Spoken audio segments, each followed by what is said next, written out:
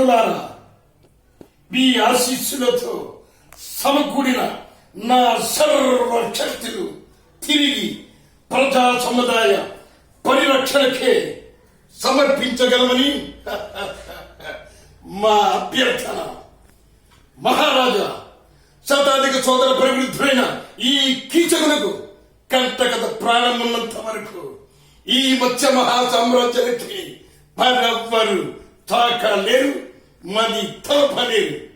ఈ ఆనతిని ధిక్కరించి హెచ్చరించిన ఈ నరథములను నా రథములకు కట్టి తెచ్చి తిని ఈ ఎగచక్రాధిపత్యములకు ఈ మోఖరిల్లు